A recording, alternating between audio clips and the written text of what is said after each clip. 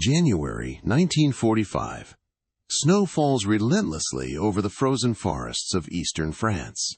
The air bites with a merciless chill, and the wind carries whispers of war-distant gunfire, the rumble of tanks, the echoes of boots crunching ice.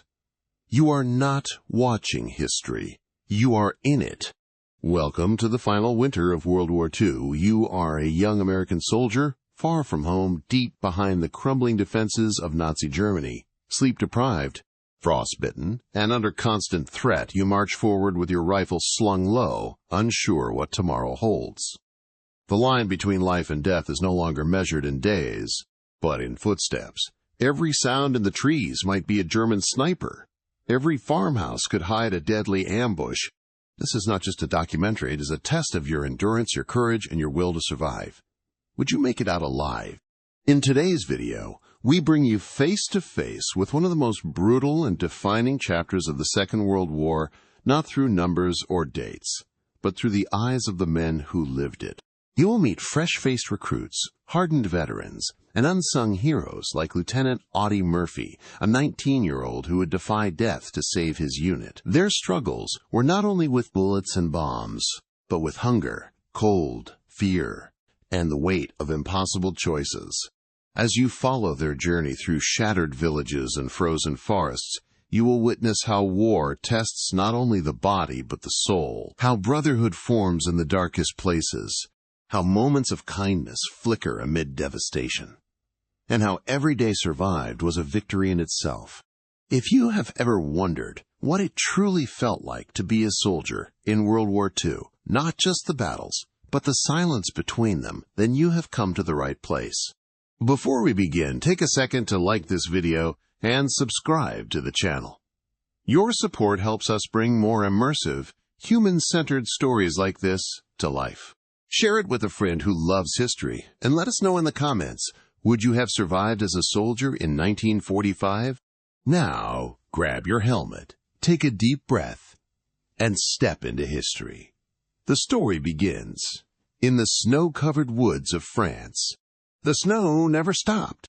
By January 1945, the forests of eastern France had turned into a white graveyard, a frigid no-man's land where survival itself became a daily battle. The war had raged for over 5 years, but this was something else. The cold did not just cut through your uniform, it cut into your bones. It made your fingers useless, your breath smoke in the air, and your boots feel like they were filled with shards of ice. You were not just fighting a human enemy now. You were fighting the elements themselves. For the young American soldier, every hour in the field was a test of endurance. Sleep, when it came, was never restful. You did not lie down on a cot or a mattress. You curled up on frozen ground, wrapped in a damp blanket if you were lucky, your helmet doubling as a pillow, and your rifle always within reach. There were no tents, no fires. The glow of a flame could give away your position. And besides, most nights the wind howled so violently that any attempt at comfort was blown away in seconds. You learned to sleep with your boots on, fingers stiff inside threadbare gloves, body trembling as the cold crept under your skin and settled in your bones like a second enemy. Food was no guarantee. Supply lines were stretched, and rations, when they came, were often frozen solid. Cans of beans turned to blocks of ice. Coffee powder remained dry and untouched. There was no hot water to bring it to life. Soldiers learned to chew on frozen chocolate bars, break their teeth on biscuits, or go without. Hunger gnawed at them constantly. A low, steady ache that never left, made worse by the biting wind and the endless patrols through deep snow. The gear they carried was minimal. Helmets, rifles, ammunition pouches, maybe an extra pair of socks if they had not been stolen or lost. Parkas were in short supply. Many wore the same damp wool overcoats for days, weeks even, as they trudged from village to village, clearing roads, guarding bridges, holding lines. Their uniforms were soaked through with melted snow and sweat, then frozen solid again once the temperature dropped at night. Skin cracked. Lips bled. Fingers turned black with frostbite. There was no retreat, no relief. If you fell behind, you risked dying alone in the woods, your body discovered weeks later under a snowdrift. Sleep deprivation added another layer of torment. Days blended into nights, and the men rarely slept for more than a few minutes at a time. The sharp crack of gunfire, the distant echo of artillery, or the bark of a sergeant's command could jerk them awake at any moment. Even in silence, their minds would not rest, always alert, always waiting.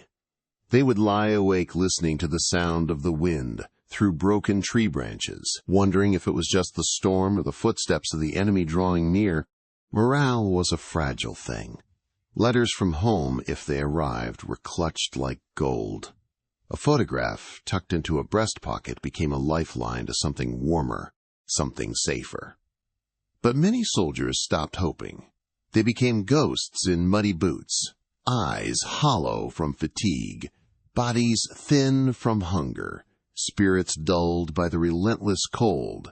Yet, still, they moved forward, not out of courage alone, but out of habit, out of the need to protect the man beside them, and out of the simple fact that standing still meant freezing to death.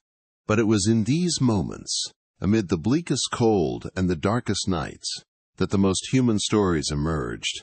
There were times when soldiers gave up their only dry pair of socks to a comrade whose feet were turning purple.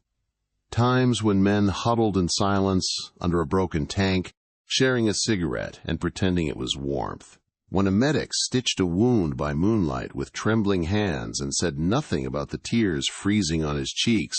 And times when a soldier, too exhausted to walk, was carried on the shoulders of another, not because orders said so, but because no one would be left behind in that snow-covered hell. The cold was relentless. It did not care about rank, about bravery, about strategy. It humbled everyone.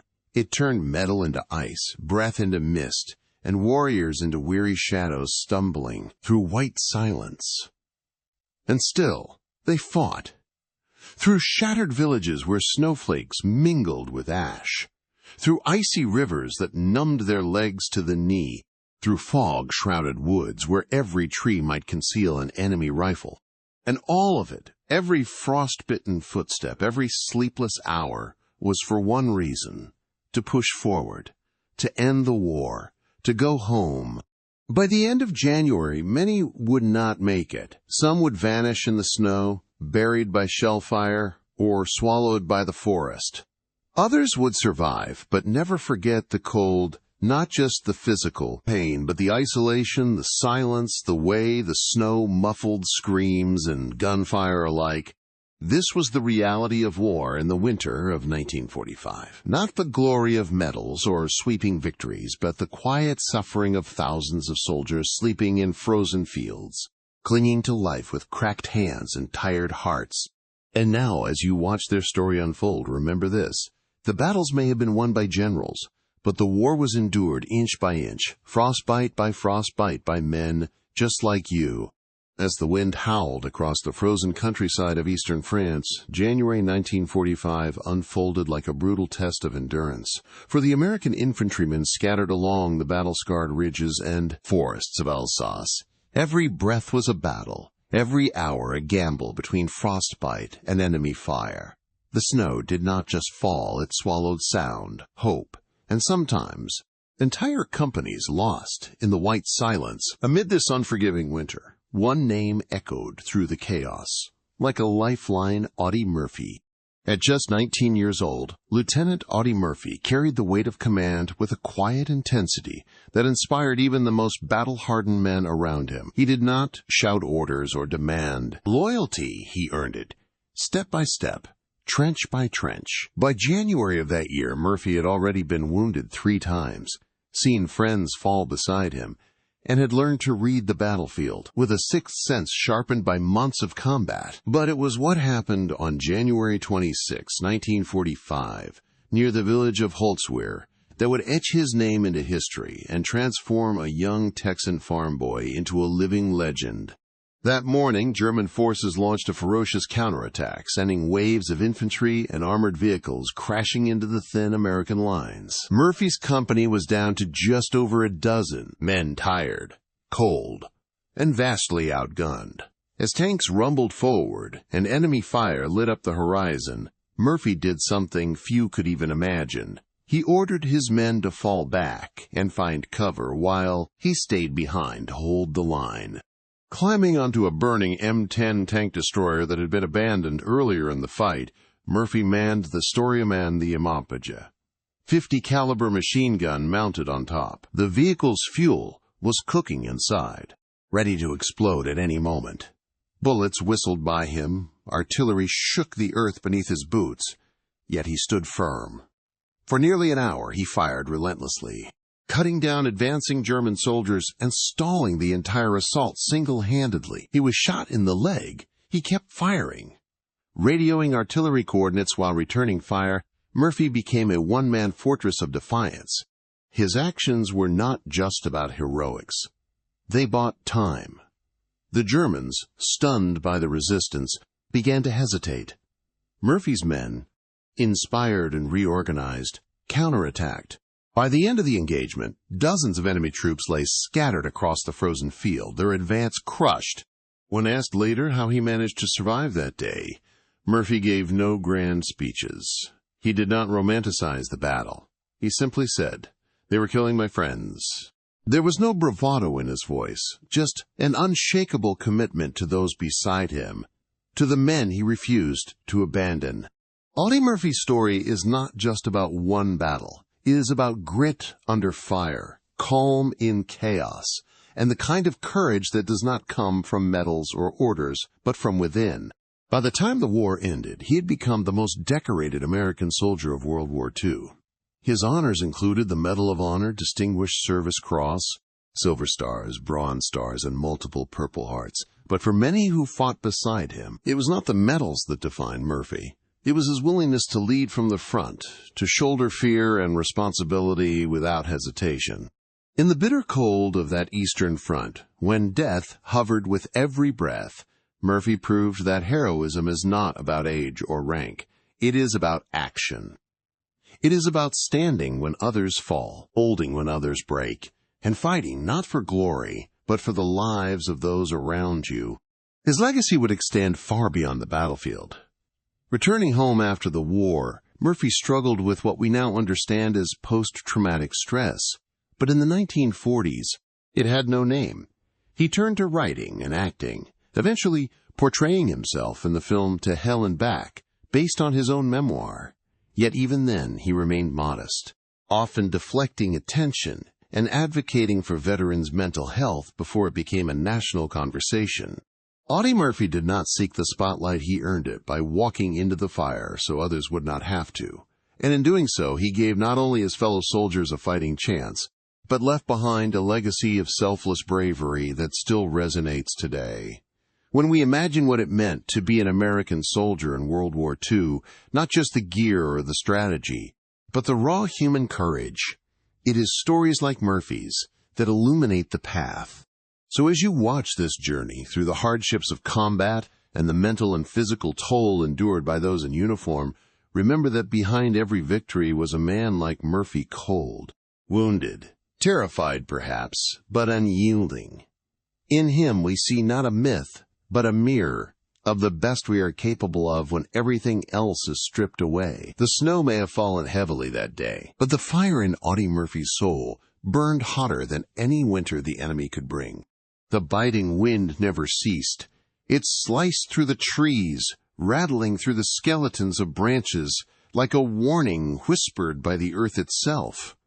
Snow clung to every surface, muddy boots pressed into frozen ground, and breath steamed in the still air like faint smoke signals rising toward a leaden sky.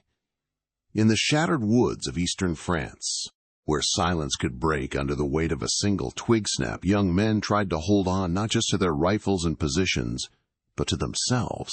Private Harold Jenkins was one of them. Just 19, the same age as Lieutenant Audie Murphy, but without the accolades, the commanding voice, or the hardened stare. Jenkins was fresh from Texas, still remembering the warm scent of cornbread and the sun-drenched afternoons of his father's ranch. That world felt so far away it may as well have been another lifetime. Here, in the mud and shadow of the front line, He lived minute to minute, wrapped in the gnawing cold and even tighter fear. The nights were the worst. It was not just the frigid temperatures or the icy wind that found every gap in his uniform. It was the stillness, the long, dead quiet, interrupted only by the low cough of distant artillery or the rustle of another man shifting in his shallow foxhole. Sleep, if it came at all, came in snatches, eyes half open, muscles tensed, one hand always resting on a weapon. Even dreams offered no escape. They were filled with images he could not explain, of explosions without sound, of trees falling in slow motion, of shadows moving where no one should be. What Jenkins faced was not just physical discomfort. It was a slow, creeping erosion of the self. The fear was a constant companion, crawling beneath the surface like frost under skin. The fear of not hearing the shell that would end it all. The fear of being the one to fall asleep on watch. The fear of being called to move up the line again. Of seeing what no man should see. Twice. For the seasoned men, like Murphy, fear was managed, stored away behind discipline and sheer grit. For Jenkins, it was new and raw. It burned in his chest, in his throat, in the pit of his stomach. One cold morning, as the unit prepared to rotate trenches, Jenkins sat beside a small fire built more for morale than heat. His hands trembled as he tied the laces of his boots. A seasoned corporal passed by and said nothing, just gave him a look that lingered a second too long. It was the look of someone who'd seen that tremble before, who knew what it meant. Later, Jenkins would recall that look often, wondering if it had been judgment, pity, or something in between. Trench life was not a steady rhythm. It was a jagged heartbeat. Days blurred into nights. Meals came cold and few. Letters from home were treasures, and silence after a patrol could be either a blessing or a prelude to news no one wanted. Jenkins found himself talking less, laughing never, and sleeping only when exhaustion crushed fear into submission. The emotional toll was the enemy no rifle could fire upon. Murphy had seen it in every green soldier's eyes. He watched Jenkins the way a shepherd might watch a lamb too close to a cliff's edge. But Murphy was not a man of comfort. He led by example, not words.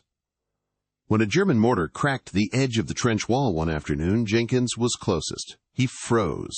Mud sprayed his face, and for a second, all he could hear was the whistle of nothing in his ears. Then came Murphy, calm, fast, his hand on Jenkins' shoulder, pulling him down, barking orders, dragging the boy back to reality. That moment stayed with Jenkins, not just because it saved his life, but because it anchored him. Murphy's presence became a tether, a reminder that bravery did not mean not feeling fear. It meant moving through it. For the next week, Jenkins watched Murphy more closely, how he scanned the tree line, how he spoke to his men, how he seemed to exist on a thread between exhaustion and resilience. But the toll did not disappear. It layered over time. Men would stare too long into the fire. Others would wake in the night and reach for rifles that were not there. Some muttered in their sleep. Jenkins began to write a letter to his sister back home every night, even if he had nothing new to say. It became his ritual, a way to remind himself who he was before the mud, before the cold. A tether of his own. The war would drag on, trench to trench, heartbeat to heartbeat. But Jenkins would endure, not because he overcame fear, but because he learned to carry it.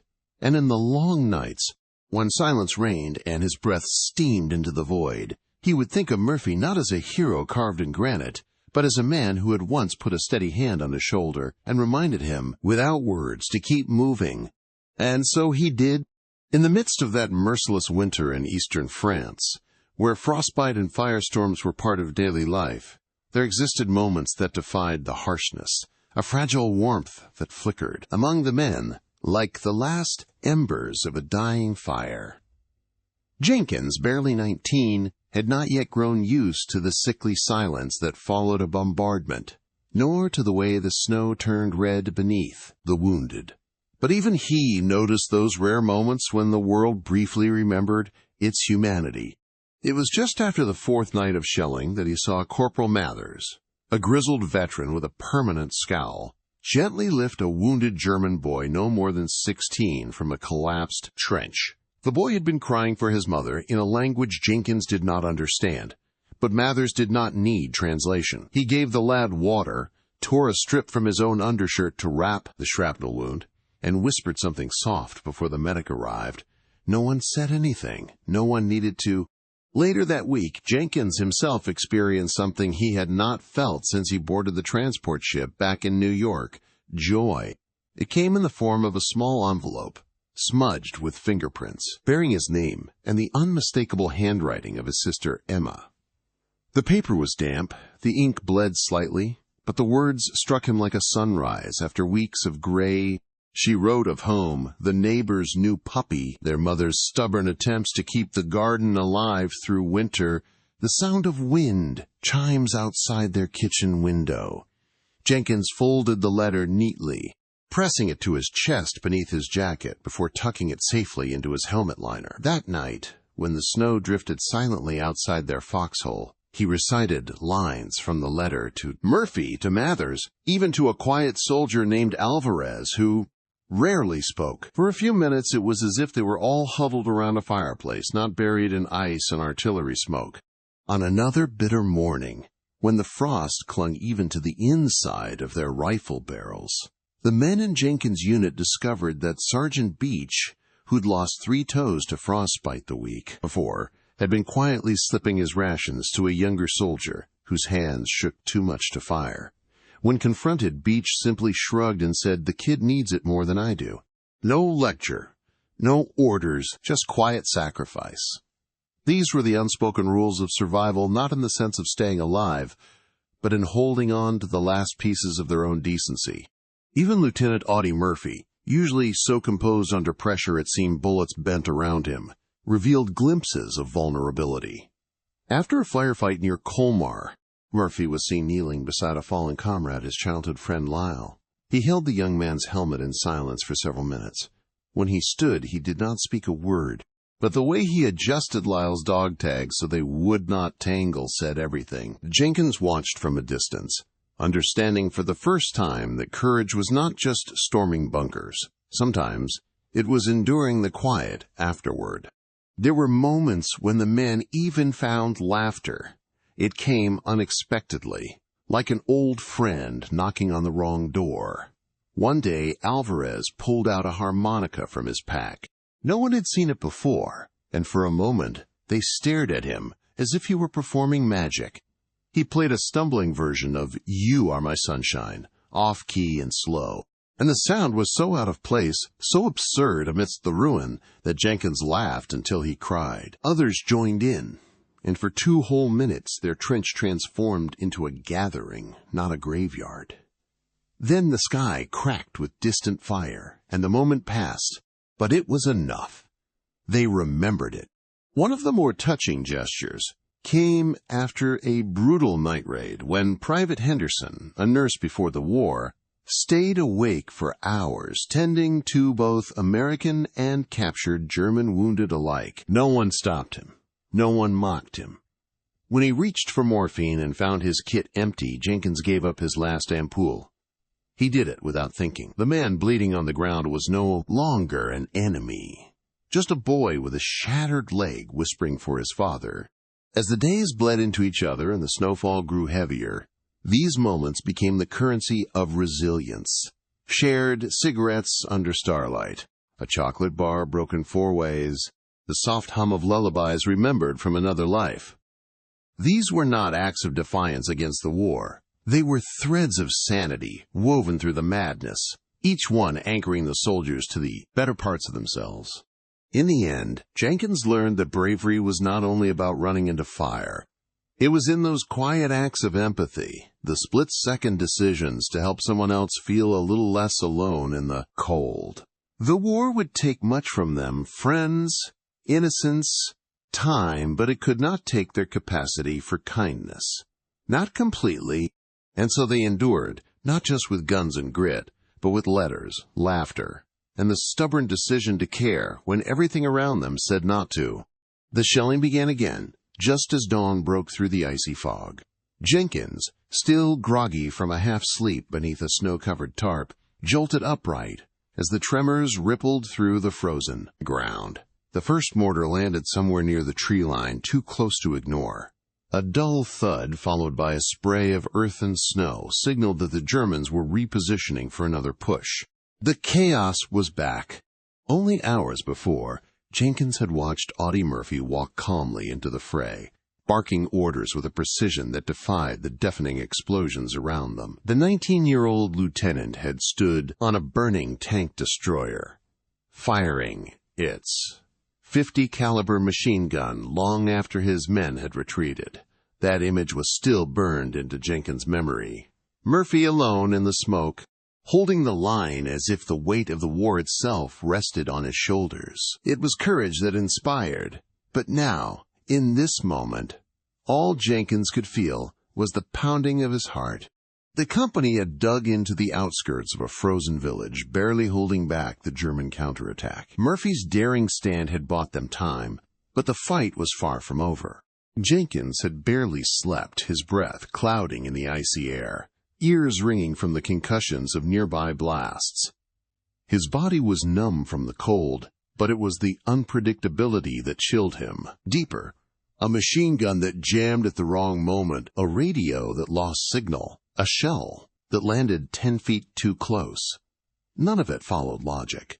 Battle, he realized, was not a tidy affair. It was improvisation, instinct, and raw luck. Sergeant Diaz crouched beside Jenkins in the shallow trench. "Get ready to move!" he shouted over the rumble. "Second platoon's flanking around the barn. We are punching through the center."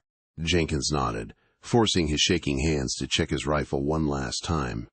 He remembered the letters he had not sent, tucked inside his coat. He thought of the sergeant in boot camp who told him, "In chaos, keep moving. That is how you stay alive." The squad vaulted over the trench wall. Bullets snapped through the air, clattering against the stones and frozen logs around them. Someone shouted, but the sound vanished beneath the roar of artillery. Jenkins saw one of their tanks lurch forward and stall. Its engine whined uselessly, tracks frozen stiff from the cold. Before anyone could react, a German shell found it. The explosion hurled shrapnel into the sky and knocked Jenkins to the ground.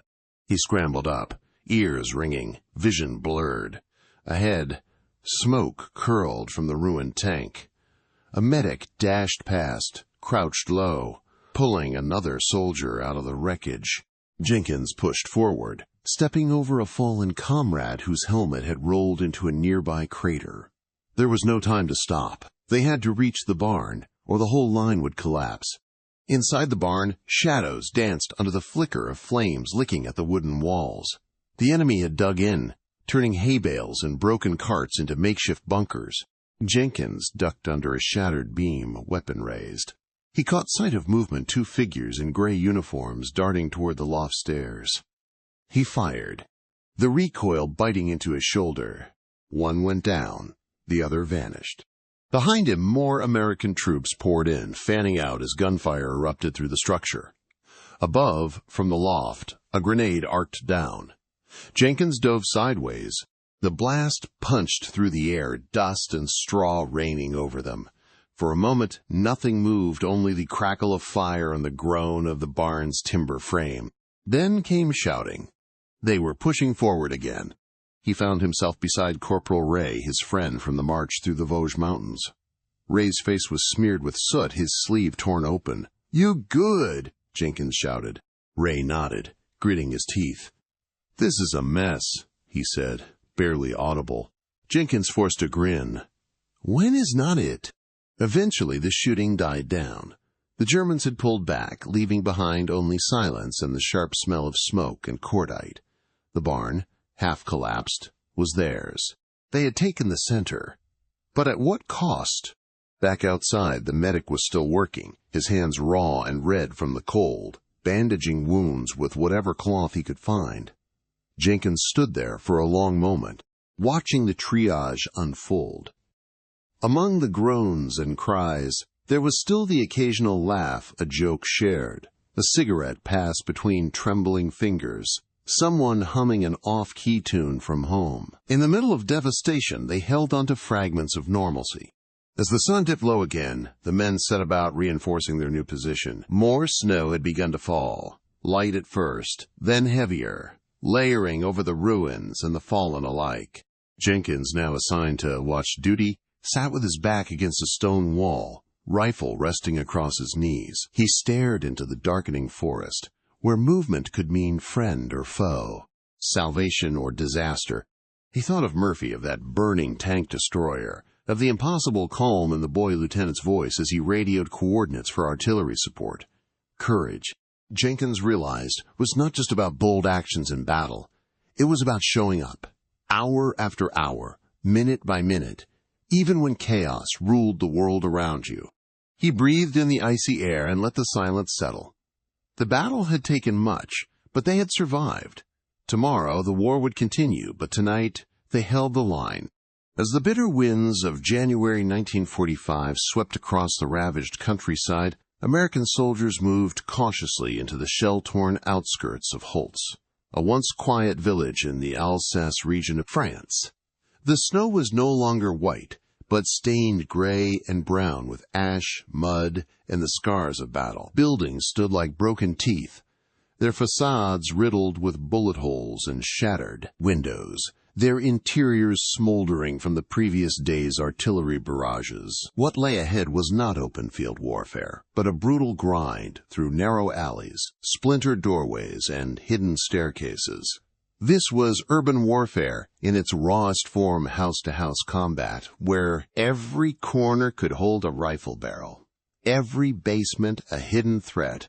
The soldiers had already endured days of freezing temperatures and relentless fatigue. They had faced ambushes in open fields and survived nights on frozen ground with nothing more than thin blankets and helmets filled with snowmelt.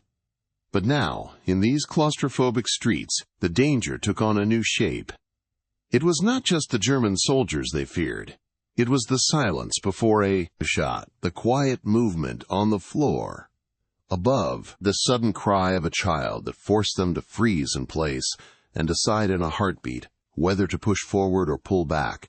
Corporal Jenkins, barely 20, felt his hands tremble as he pressed his back against the crumbling brick of a collapsed garage wall. Only a few hours earlier, he had helped carry a wounded comrade across a frozen ditch while machine gun fire stitched the ground around them. Now he was breathing heavy, his fingers cold and stiff around the trigger of his rifle, waiting for the signal to breach the next building. Beside him, Lieutenant Audie Murphy crouched low, eyes scanning the windows ahead. Though just 19, Murphy had already become a legend among his unit, not because he bragged or sought recognition, but because when the bullets started flying, he stood tall, returned fire, and moved forward when others hesitated. The squad entered the next building in formation, door kicked open, rifles raised, each step echoing through the shattered remains of what used to be someone's home. A photograph still clung to the wall in one room. A smiling family of 4, the kind of image Jenkins used to see on his kitchen table back in Nebraska. The sight grounded him, reminding him that this village was not just a battlefield, but someone's life, someone's memory now scorched into rubble. Suddenly, the silence broke. Gunfire erupted from a side room. The Germans had booby-trapped the corridor with a tripwire grenade, but a quick shout from Murphy gave Jenkins time to pull a fellow soldier back before it detonated. The explosion ripped through the floorboards, sending smoke and splinters through the hallway. Dust filled their lungs, but they pressed on, room by room, heartbeats pounding louder than the noise outside. Urban warfare was relentless and deeply personal. Unlike artillery strikes or air raids, it brought the enemy within touching distance. In one house, a German soldier surrendered, hands shaking as he stepped out from behind a wardrobe. In another, the Americans found civilians, an elderly woman cradling a baby, huddled in a cellar beneath the ruins. No words were exchanged, only gestures. One soldier passed a chocolate bar to the woman before continuing the sweep. These moments of compassion flickered in the chaos, brief reminders that even in war, humanity could survive. Outside, tanks rumbled cautiously through the main road of Holtz, their turrets swiveling with uneasy precision. But tanks were vulnerable here. Streets were narrow. Debris unpredictable. One Sherman hit a hidden mine. Its crew scrambled out just in time before fire engulfed the hull. Smoke spiraled into the frozen sky as medics pulled the injured to cover. Despite the confusion, the operation continued. Every building cleared was a small victory. Every block secured a step closer to forcing the enemy into retreat. Yebshime, just a few miles east, offered no respite. If anything, the resistance there was even fiercer. The Germans, deeply entrenched and familiar with the terrain, fought with desperation. Snipers nested in church towers. Mortar rounds rained from hidden courtyards. The Americans responded with precision, but it was a slow, brutal crawl. Each inch gained, paid for in sweat and blood. Soldiers had to adapt quickly, using mirrors to peek around corners, hand signals to navigate, and grenades to clear stairwells. As night fell, the cold returned with a vengeance. Fires lit inside, looted fireplaces offered some warmth, but sleep was minimal. The noise never truly stopped distant gunfire. The creak of shifting wood, the anxious breath of those still awake. Jenkins lay wrapped in a blanket, thinking of the family photo he saw earlier. In this shattered village, life had once unfolded in joy and peace. Now it was reduced to whispers and ashes. And yet, among the ruins there was purpose. These young men were not just fighting for territory, but to end something far more insidious, a regime that had already claimed too many lives. In every cleared house, in every civilian protected, in every brother saved on the battlefield, they found reason to push forward. This was not glory. This was not adventure. This was survival and duty, and the hope that someday someone would rebuild these villages, repaint the walls, hang new photographs, and forget the sound of war. The cold winter sky hung low over the shattered village, casting long shadows across the frost-covered ruins as the American soldiers pushed forward. Among the relentless gunfire and shattered buildings, there was another battle being waged, not just against the enemy, but against the weight of conscience and the harsh realities of war. For every victory, every gained inch of ground, there came moments that forced the men to confront the moral complexities hidden beneath the chaos. Lieutenant Audie Murphy, hardened yet humane, moved cautiously through the wreckage with his squad. The fighting had been brutal, tanks disabled by hidden mines, machine gun nests raining bullets from upper windows, and the relentless cold biting through their uniforms. Yet, amid the violent frenzy, Murphy's eyes never lost sight of the human faces behind the enemy uniforms and the civilians caught in between. When a group of German soldiers, weary and desperate, emerged with hands raised in surrender, the men hesitated. The war had taught them to be wary, but also to remember their honor. Treating prisoners of war was no simple task in these conditions. The enemy's hands were to be bound, weapons confiscated, and they were to be moved to the rear for processing, yet the line between mercy and survival was razor thin. The soldiers faced constant questions. How do you balance caution with compassion when your own safety hangs in the balance?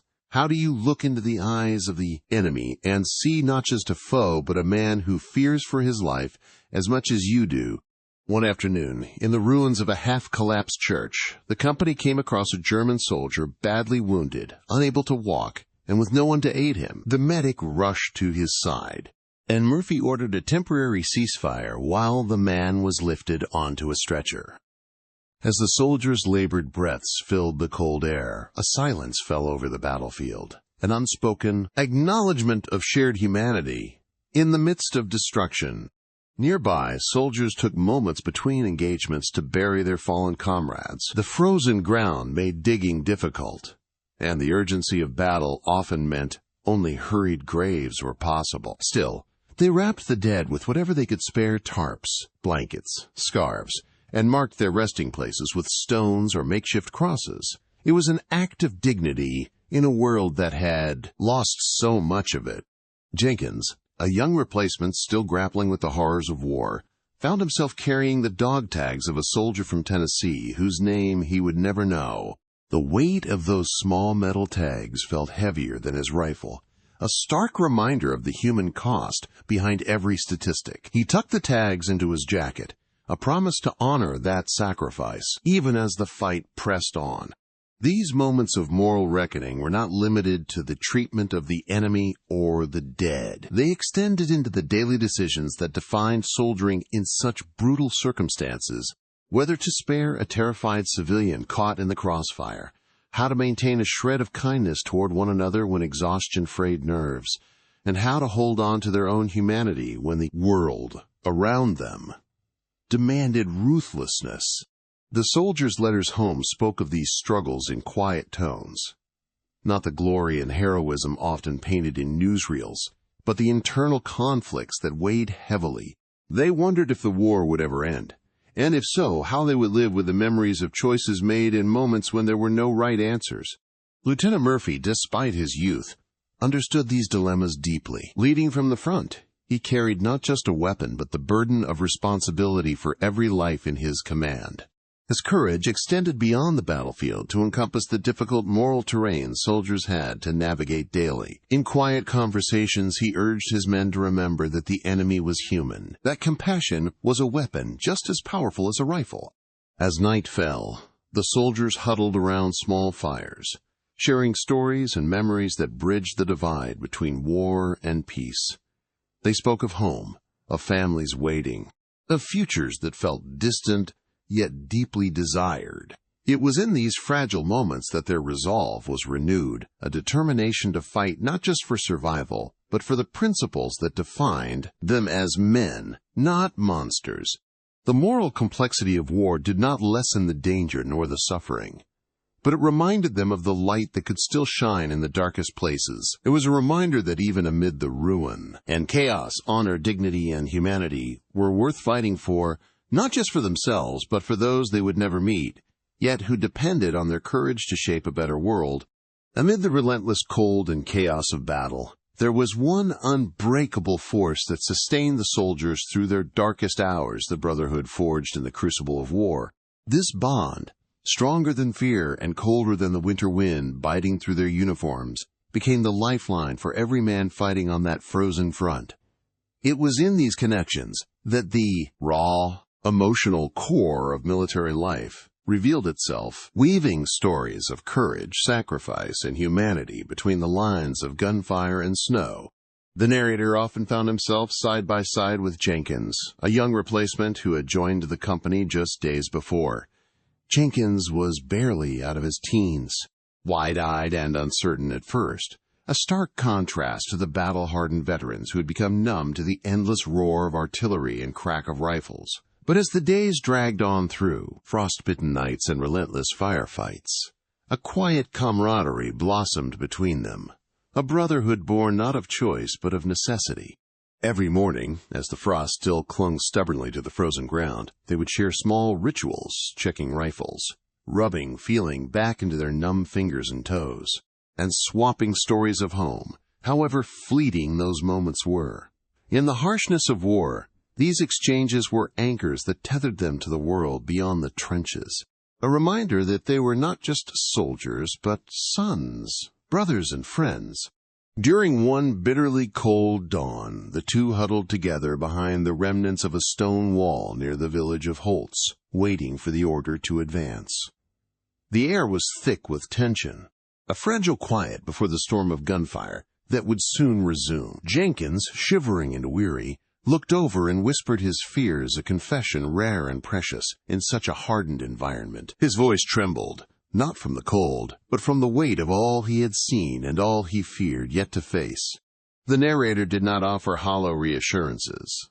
Instead, he shared his own quiet fears, the memories that haunted him, and the moments when courage faltered. In that exchange, something profound passed between them. A shared vulnerability that did not weaken their resolve but made it human. They were no longer just soldier and replacement. They were brothers in arms, bound by the unspoken understanding that survival depended as much on trust and support as on firepower. This brotherhood was tested repeatedly, During a chaotic retreat under heavy enemy fire, Jenkins tripped on the frozen ground, his ankle twisting painfully.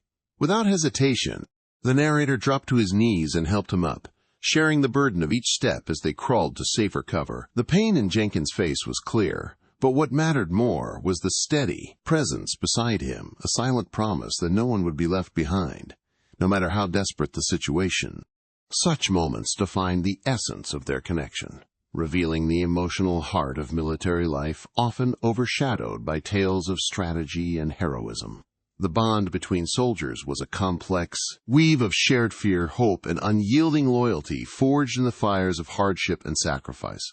It was this human thread that gave them strength when exhaustion and despair threatened to overwhelm. In the quiet hours between battles, the camp became a place where laughter and stories briefly replaced the tension. Jenkins, once a green recruit, began to find his footing, his confidence growing with every passing day and every lesson learned from his comrades. The narrator watched this transformation with a mixture of pride and solemn awareness. The war would shape them all, but it was their bond that would carry them through. Even in the face of loss, the brotherhood endured. When a close friend fell in battle, the men gathered to honor him quietly, sharing memories and comforting one another in the cold night. It was these acts of solidarity, these moments of shared grief, that knitted their spirits tightly together, forging a family where none had existed before. The narrator often reflected on how, in the midst of war's brutality, it was the relationships between men that defined their experience most deeply. They fought not just for victory, but for each other, for the friend to their left, the young soldier finding his courage beside them, and the hope that one day they might return home together. Through frozen fields, shattered villages, and endless gunfire, this brotherhood remained a beacon of resilience and humanity. It was the quiet strength beneath the roar of battle, the reason they endured, and the legacy they carried forward long after the last shots were fired. As the final embers of the day faded into the cold night, the battlefield fell into a haunting stillness. The roar of artillery and crack of gunfire gave way to silence, broken only by the soft rustle of wind through shattered trees and the distant calls of night birds. In this quiet moment, the soldiers, exhausted, battered, and forever changed, found themselves caught between the chaos of war and the fragile hope of peace. Survival had been a relentless struggle. Every step forward was paid for in sweat, blood, and the weight of loss. The faces of fallen comrades lingered in memory, their absence a somber reminder of the cost borne by those who dared to stand against the darkness. Yet amid the rubble and ruin, there was something more, a quiet reflection on what had been endured and what might still be possible. The narrator, weary but resolute, sat beneath the fractured sky, his breath forming soft clouds in the frosty air.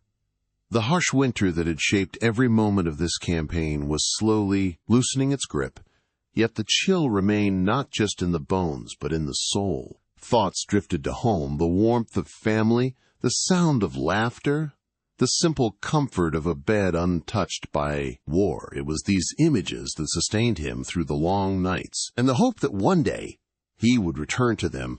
But the story did not end with triumphant cheers, or the banner of victory raised high. Instead, it closed on the subtle, profound understanding that war's true legacy is not measured in land gained or enemies defeated, but in the quiet moments of reflection that follow. The sacrifices made, the bonds formed, and the resilience shown, these were the lasting marks left on the hearts of those who survived. As you have journeyed with us through the frozen forests, the shattered villages, and the fierce battles, thank you for listening and bearing witness to the untold stories of courage and humanity. Your support means the world. If you found value in this story, please like and subscribe to the channel for more history brought to life. Share your thoughts below. We are curious where you are watching from and what this story means to you. Now, as the world grows quiet and the day fades away, it is time to rest. May you find peace in your own moments of stillness, and may your dreams be gentle and healing. Good night, and sleep well.